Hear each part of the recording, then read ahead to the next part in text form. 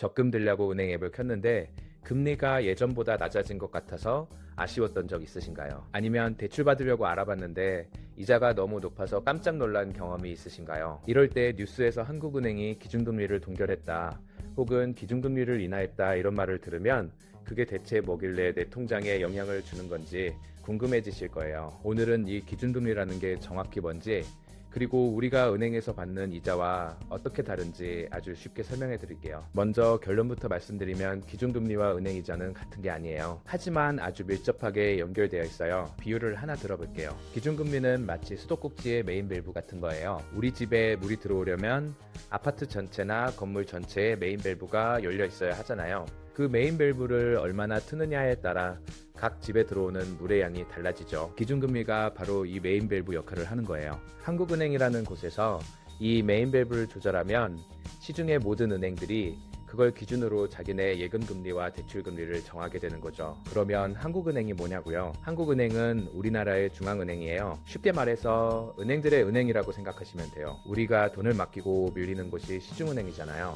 국민은행, 신한은행, 우리은행 같은 곳들이요. 그런데 이 은행들도 돈이 필요할 때가 있어요. 그때 은행들이 돈을 빌리러 가는 곳이 바로 한국은행이에요. 마치 우리가 은행에 가서 대출 받는 것처럼 은행들도 한국은행에 가서 돈을 빌려요. 이때 한국은행이 은행들에게 돈을 빌려줄 때 적용하는 이자율이 바로 기준금리예요. 현재 2026년 1월 기준으로 한국은행 기준금리는 2.5%예요. 그런데 여러분이 은행 앱에서 보는 예금금리나 적금금리는 이것보다 조금 높거나 낮을 수 있어요. 대출금리는 보통 이것보다 훨씬 높고요. 왜 그럴까요? 이건 마치 도매가와 소매가의 차이라고 생각하시면 쉬워요. 시장에 가면 과일 도매상이 있고 소매상이 있잖아요. 도매상은 농부에게서 사과를 한 막스에 10,000원에 사와요. 그리고 소매상에게 12,000원에 팔아요. 소매상은 그걸 우리한테 개당 2,000원에 팔고요. 이렇게 중간에 마진이 붙으면서 가격이 올라가죠. 금리도 비슷해요. 한국은행이 시중은행에게 2.5%의 돈을 빌려주면 시중은행은 여기에 자기네 운영비와 이윤을 더해서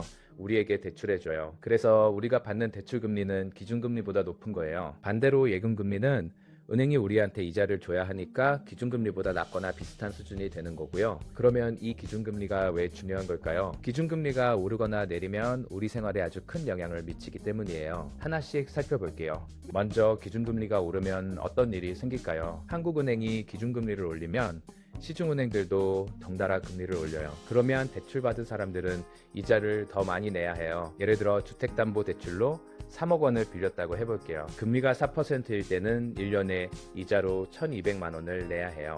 그런데 금리가 6%로 오르면 1년에 1,800만 원을 내야 해요. 한 달로 치면 50만 원 더 나가는 거예요. 월급은 그대로인데 이자로 나가는 돈이 50만 원이나 늘어나면 생활이 빠듯해지겠죠. 반대로 저축하는 사람들에게는 좋은 소식이에요. 예금 금리도 올라가니까 통장에 돈을 넣어두면 이자를 더 많이 받을 수 있거든요. 그래서 금리가 오르면 사람들이 소비를 줄이고 저축을 더 하게 되는 경향이 있어요. 돈을 쓰는 것보다 모아두는 게 더 이득이니까요. 그러면 기준금리가 내리면 어떨까요? 정반대 상황이 벌어져요. 대출 이자가 줄어드니까 대출받은 사람들은 숨통이 트여요. 하지만 예금 이자도 줄어드니까 열심히 모아둔 돈의 이자가 쥐꼬리만큼 들어와서 아쉬워지죠. 이럴 때 사람들은 은행에 돈을 넣어두는 것보다 주식이나 부동산 같은 다른 곳에 투자하려는 마음이 생겨요. 은행에 넣어봤자 이자가 얼마 안 되니까요. 여기서 한 가지 중요한 걸 알려드릴게요.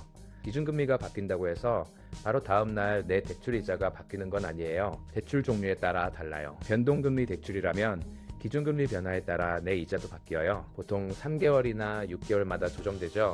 반면에 고정금리 대출이라면 처음 약정한 금리가 만기까지 유지되기 때문에 기준금리가 바뀌어도 내 이자는 그대로예요. 아까 말씀드린 것처럼 기준금리는 메인 밸브 같은 거라고 했잖아요. 다시 한번 정리하면 한국은행이 이 밸브를 조이면, 그러니까 기준금리를 올리면 돈이 귀해져요. 돈을 빌리기가 어려워지고 비싸져요. 반대로 밸브를 풀면, 그러니까 기준금리를 내리면 돈이 흔해져요. 돈을 빌리기가 쉬워지고 싸져요. 그런데 한국은행은 왜 기준금리를 올렸다 내렸다 하는 걸까요? 마음대로 하는 게 아니라 경제 상황을 보면서 조절하는 거예요. 가장 중요하게 보는 건 물가예요. 물가가 너무 빠르게 오르면 기준금리를 올려서 사람들이 돈을 덜 쓰게 만들어요. 돈이 덜 돌아다니면 물건 수요가 줄어들고 그러면 물가 상승이 진정되거든요. 반대로 경기가 안 좋아서 사람들이 돈을 안 쓰고 기업들이 투자를 안 하면 기준금리를 낮춰요. 돈을 빌리기 쉽게 만들어서 소비와 투자를 늘리려는 거죠. 최근 상황을 보면 한국은행이 2025년부터 기준금리를 조금씩 내렸어요. 2024년까지는 3%대였는데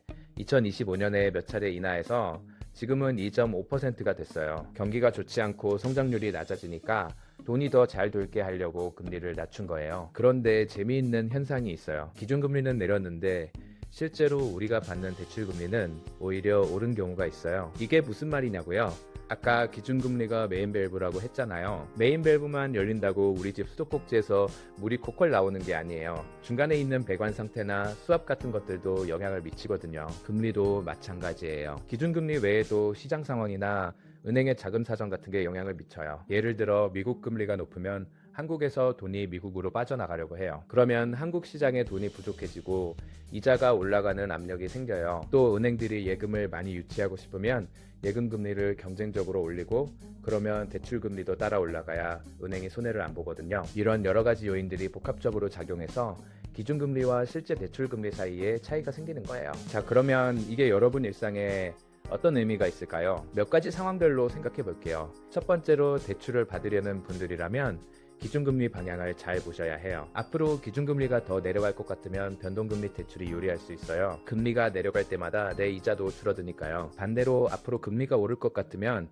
고정금리 대출로 지금 금리를 고정해 두는 게 나을 수 있어요. 두 번째로 저축을 열심히 하시는 분들이라면 금리가 높을 때 정기예금이나 적금에 가입하는 게 좋아요. 지금처럼 금리가 낮아지는 추세라면 금리가 더 내려가기 전에 높은 금리 상품을 찾아서 가입해 두는 것도 방법이에요. 요즘은 인터넷 전문은행이나 저축은행에서 시중은행보다 금리를 더 주는 경우도 있으니 비교해 보시는 게 좋아요. 세 번째로 이미 대출이 있는 분들은 금리인하여권이라는 걸 활용해 보세요. 이건 대출 받은 후에 내 신용이 좋아졌거나 소득이 늘었으면 은행에 금리를 낮춰달라고 요청할 수 있는 권리예요. 많은 분들이 이런 제도가 있는 줄도 모르시는데 법적으로 보장된 권리니까 꼭 활용해 보세요. 네 번째로 투자에 관심 있는 분들은 금리 방향이 주식이나 부동산 시장에도 영향을 준다는 걸 알아두시면 좋아요. 일반적으로 금리가 내리면 주식 시장이 좋아지는 경향이 있어요. 은행 이자가 적으니까 사람들이 주식에 돈을 넣으려 하거든요. 부동산도 비슷해요. 대출 이자가 낮아지면 집을 사려는 사람들이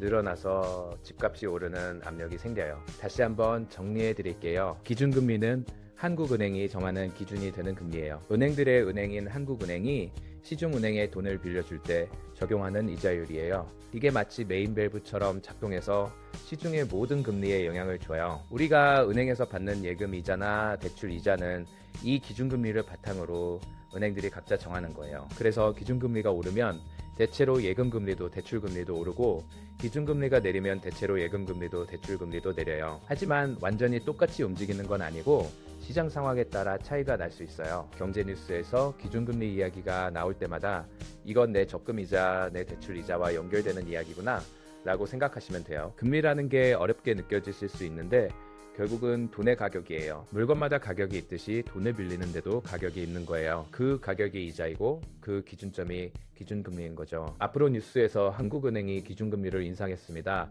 혹은 동결했습니다. 이런 말이 나오면 내 대출 이자가 오를 수도 있겠구나.